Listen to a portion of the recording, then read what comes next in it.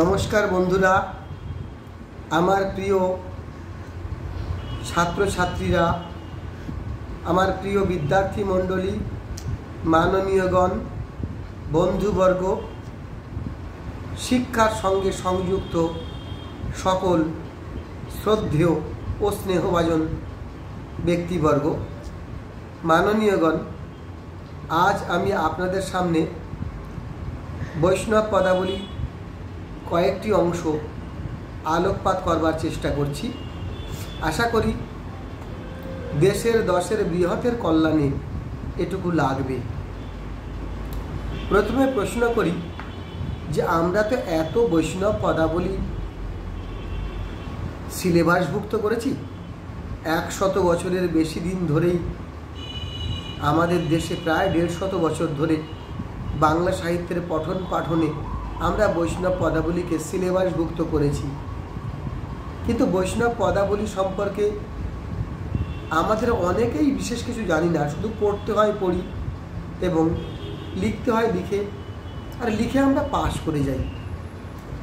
সবচেয়ে বড় কথা, মুখস্থ নয়, একটা বিষয় জরুরি এখানে, যে আত্মস্থ করার।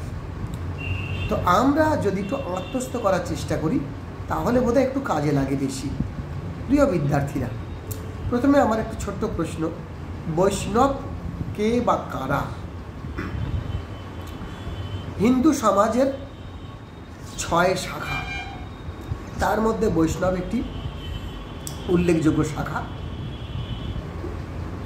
বলা যেতে পারে সনাতন হিন্দু ধর্মের সর্বশ্রেষ্ঠ আন্তর্জাতিক রূপে বিখ্যাত সম্প্রদায় হচ্ছে বৈষ্ণব সম্প্রদায়। বিষ্ণুর উপাসক বৈষ্ণব। হিন্দু সমাজ এবং সনাতন ধর্ম অনুযায়ী মহাবিষ্ণু হলেন বিশ্বের মহান পালনকর্তা। মহান পালনকর্তা বিষ্ণু, মহান সৃজনকর্তা ব্রহ্মা, মহান সংহারককর্তা দুর্যোটি শিব। এই তিনে মিলে Om, GOD, G for generator, O for ordinator, D for destroyer, devastation. তো সেই অর্থে যিনি মহান চরম মহাবিষ্ণু, বৈষ্ণব ধর্ম মতে তিনি ভগবান শ্রীকৃষ্ণ, তিনি মহান বিষ্ণু।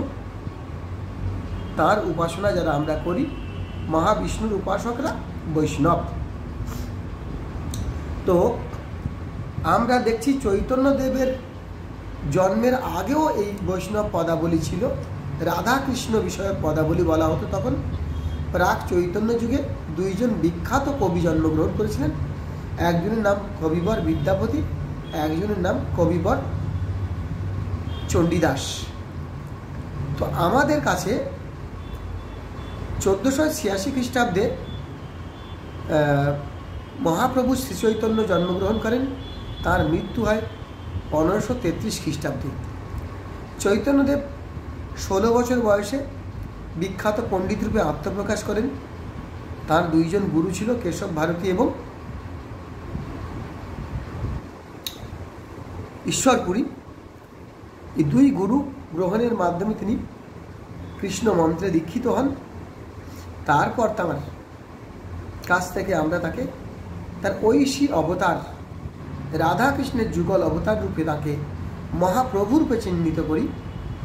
মহাপ্রভু জীবৎকালে এবং জীবনের পরবর্তীকালে বাঙালি কবিরা প্রচুর আধ্যাত্মিক পদ রচনা করেন, যেগুলো আমাদের মানবীর প্রেম, দাম্পত্য, বিরহ, জীবনের সুখ দুঃখ, ভালোবাসা, উচ্ছ্বাস সব কিছুকে স্পর্শ করে যায়। এই বৈষ্ণব পদাবলীতে প্রবেশের আগে আমাদের প্রথমেই বুঝতে হবে, চৈতন্যদেবকে বলা হয়েছে রাধা কৃষ্ণের যুগল অবতার। এই রাধা কে আর কৃষ্ণ কে? প্রথমত, রাধা হলেন ভক্ত শ্রেষ্ঠা। আমরা একটু রূপক অর্থে রাধাকে মানবের মন রূপে চিহ্নিত করতে পারি। কৃষ্ণ হলেন ভগবান।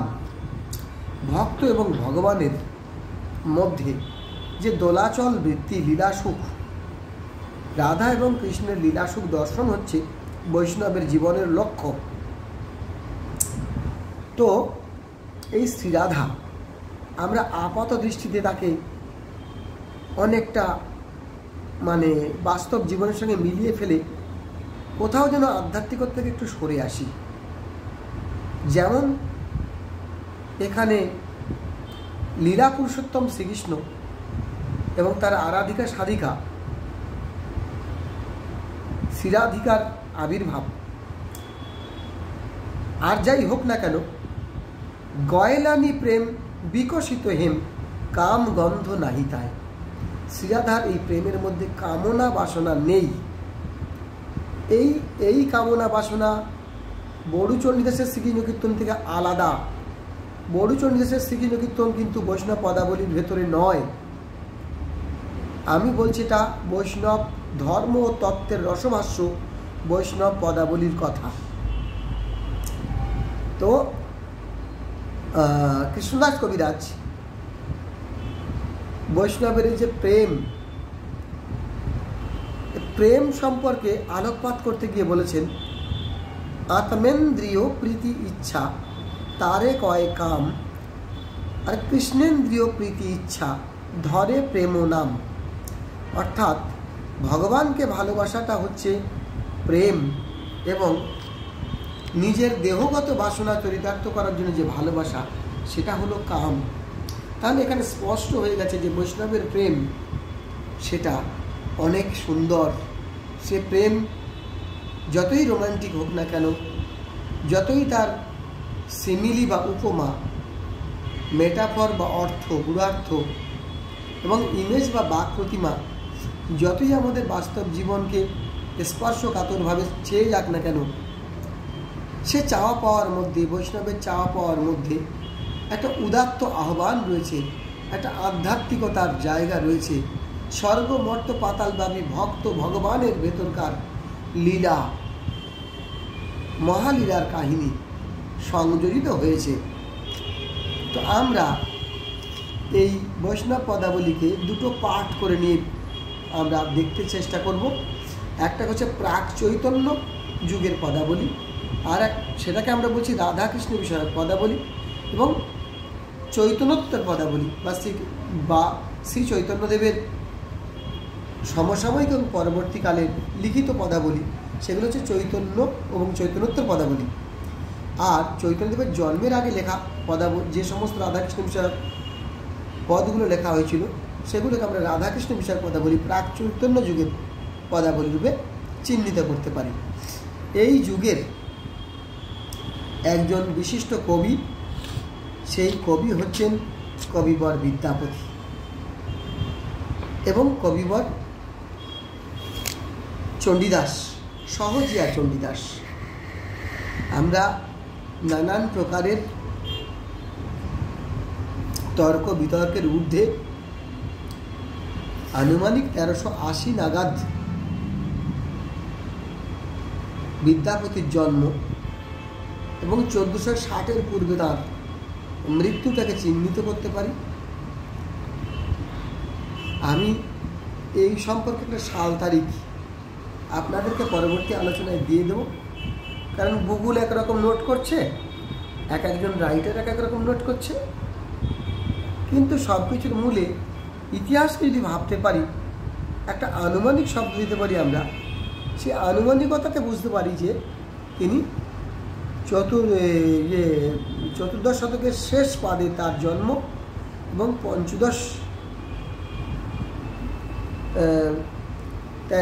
চতুর্দশ শতকের শেষ পাদে এবং পঞ্চদশ শতকের প্রথম পাদে তার জীবনাবসান হয়ে যায়। এটা আমরা চিহ্নিত করতে পারি। অর্থাৎ এদিকে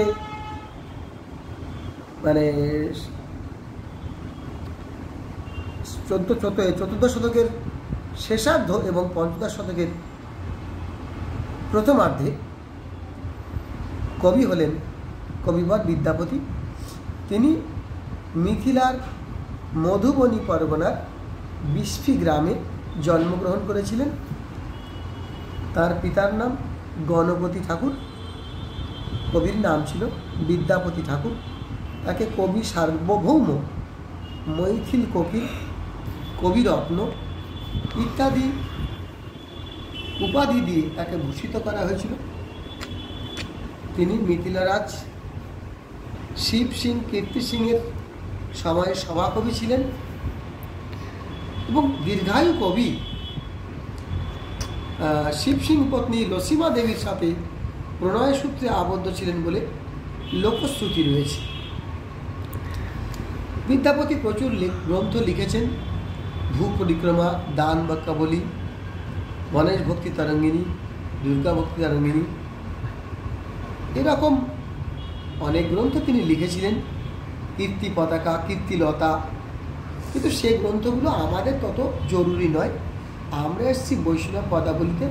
যিনি রাধা কৃষ্ণ বিষয়ক পদাবলী লিখেছিলেন, সেই রাধাকৃষ্ণ পদাবলীতে তিনি ব্যবহার করেছিলেন ব্রজবুলি নামে একটি উৎকৃষ্ট কবি ভাষা। অনেকে এটাকে কৃত্রিম ভাষা রূপে দাবি করছেন। কেউ কেউ মনে করেন কিছুকাল হলেও কোনো প্রত্যন্ত এলাকাতে এই ভাষাটা কিংবা রাজসভা কেন্দ্রিক এই ভাষাটা হয়তো প্রচলিত ছিল কি ছিল না, সেটাও একটা অনুমান সাপেক্ষ ব্যাপার।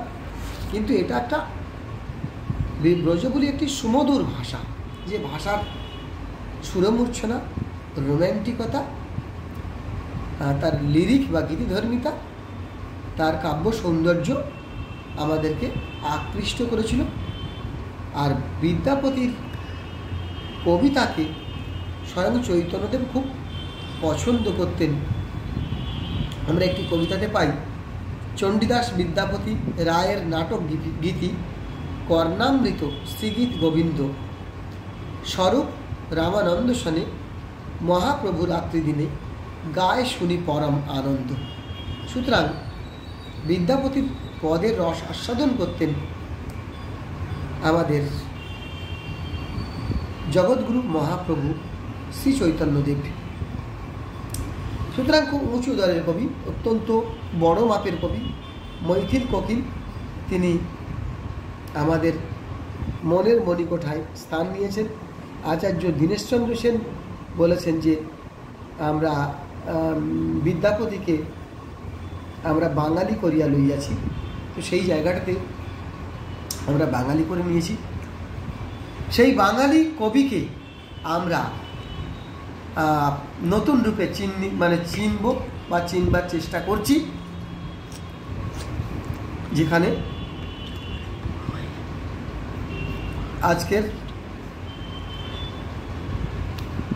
আজ আমরা সেই জায়গায় পৌঁছাবো। আজকের আপাতত বিদ্যাপতির সৌন্দর্যের একটা ছোট্ট পদ বলছি। আগামীতে বিদ্যাপতি সম্পর্কে আমি ডিটেলস একটা বলবো। বিদ্যাপতির একটা ছোট্ট পদ এখন আস্বাদন করে নেওয়া যাক। হাঁ থাক দর্পণ, মা থাক ফুল, নয়নক অঞ্জন, মুখক তাম্বুল, হৃদয়ক মৃগমদ, গীমক হার, দেহক সরবস, গেহক সার, পাখিক পাখ, मीनक पानी, हम तुहु माधव ওই সে জানি। কত সুন্দরভাবে পদটা উপস্থাপিত হয়েছে। হাঁ থাক দর্পণ, হাতের আয়না, মা থাক ফুল, মাথার ফুল, নয়নক অঞ্জন, চোখের কাজল, মুখক তাম্বুল, মুখের পান, হৃদয়ক মৃগমদ, হৃদয়ের মৃগবধ বা কস্তুরী, গীমক হার মানে গলার হার, দেহক সর্বস্ব, দেহের সর্বস্ব, গেহক সার এই সংসারের সার, পাখিক পাখ পাখির পাখনা, মীনক পানি মাছের জল, হাম তুহু মাধব ওই সে জানি। কত সুন্দর এই জিজ্ঞাসা আত্মনিবেদন, অসাধারণ অনুরাগ পর্যায়ের অসাধারণ একটা পথ। বিদ্যাপতি ভক্ত এবং ভগবান, ভক্ত শ্রেষ্ঠা শ্রীরাধিকা ভগবান কৃষ্ণের সামনে একদম সর্বস্ব যেন দিয়ে বসেছেন। রবীন্দ্রনাথ বলেছেন তার ইয়ে গীতাঞ্জলি নাম্বার 15-এ, I had gone a begging for I had gone a begging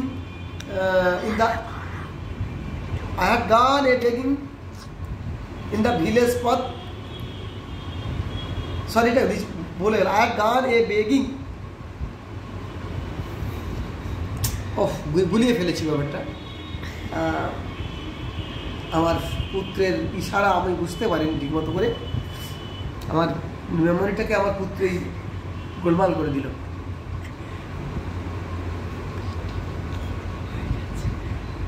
I had gone for a begging in the village path, তুই গন্ডগোল করে দিবি আমার, তুই অনর্থক ইশারা করছিস আমাকে। এই অংশটা কাট কাট কাট।